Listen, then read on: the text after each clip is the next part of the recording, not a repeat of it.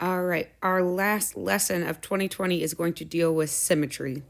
Now, you have probably seen and learned about line symmetry. That is when we are able to make a reflection, just like when we reflected about an x-axis or y-axis, but we're able to take a line of reflection or a line of symmetry and cut the figure directly in half. So if I'm looking at that top triangle, it does have a line of symmetry. And the line of symmetry is if I go through the top vertex and it cuts through. So that means that the right hand side is exactly the same as the left hand side. So this triangle has one line of symmetry. Now I could try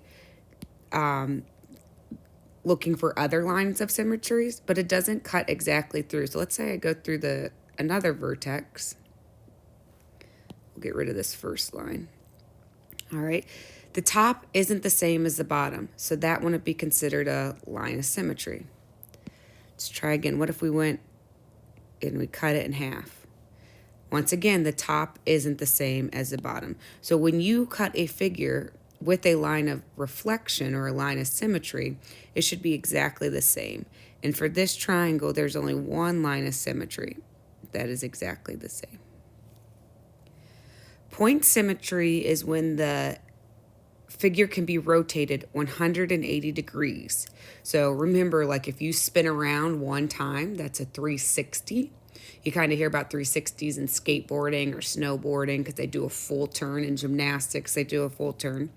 Well, point symmetry means that the figure can be turned directly around, halfway around, and that's a 180 degree turn. So we have the letter N. If I were to turn that, so my green dot is up top, and I'm going to go down to the bottom. So if I turn that 180 degrees, I get the same exact figure again.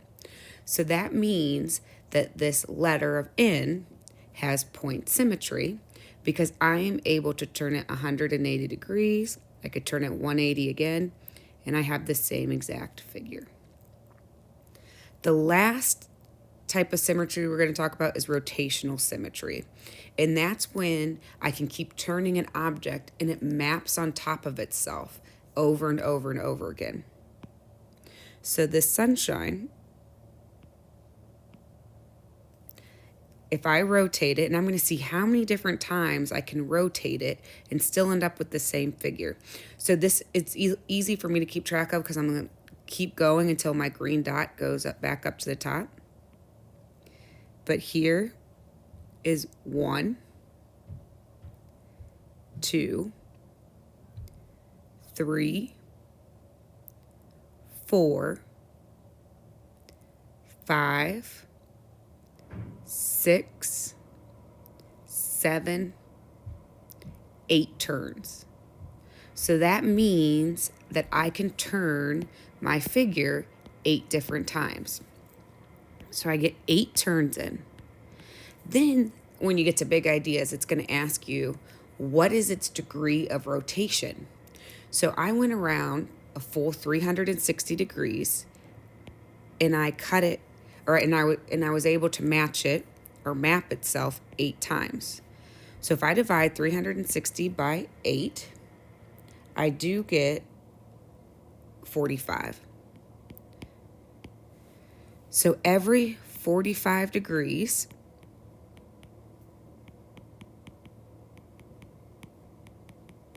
my sun mapped upon itself. All right. But if it maps at 45, I'm going to think of it as in bigger terms as well.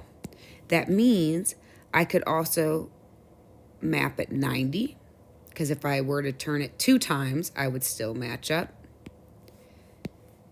Even more so, if I turned it 3 times, I can match again, so that's 135 degrees. If I turn it 4 times, I can match again, and that's 180. You can stop after 180, all right? But so this sun has a lot of rotations. It rotates at 40, 90, 135, as well as 180. That's probably the most turns that you'll get example-wise. So let's just do a few and see what it's going to look like on your assignments. So you're going to determine if it has line of symmetry, point symmetry, or rotational. We're going to check all that apply. So if I'm looking at line of symmetry, this one has more than one example. I can cut through the middle horizontally.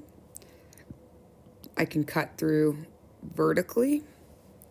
I can go through every single vertex, and it's the same on both sides. All right. I can also cut through the center in this direction.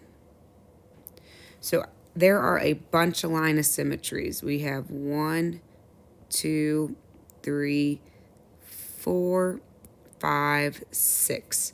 So check. I have 6 lines of symmetry. That's a lot. All right, let's get rid of these lines. For rotational, let's bring in our figure. Oh, sorry, for point, we're going to see if I can turn this 180 degrees and it'll look the same. And it does. So we do have point symmetry. And then if we want to find rotational, which we do have, if we have point symmetry, then we have rotational symmetry because it at least goes 180 degrees. I want to see how many times I can turn this figure and it matches up or it maps upon itself.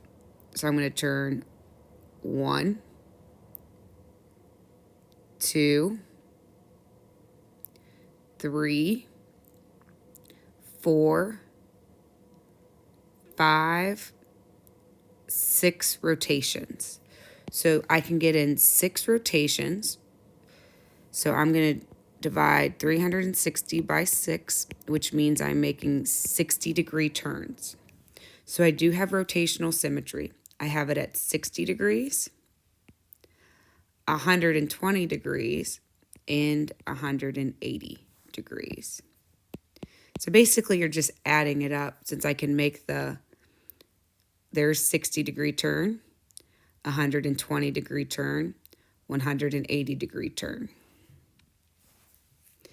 All right, let's do one more, and I think that'll be enough examples. So we'll do 2. All right, so let's do number 5. We will look at our star to see if I have any line of symmetries that cut through, and we do. If we go through the top of the star, it cuts it in half. Okay, the right side's equal to left. I can continue that with every single point. Oops.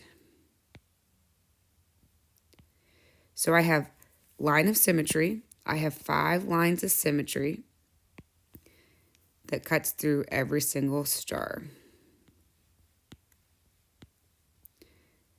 Point symmetry is if I can rotate it 180 degrees.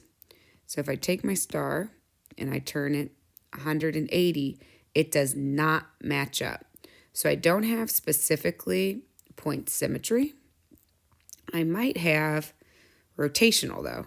So I'm going to see how many times I match. So I match at 1, 2, 3, 4, 5 points.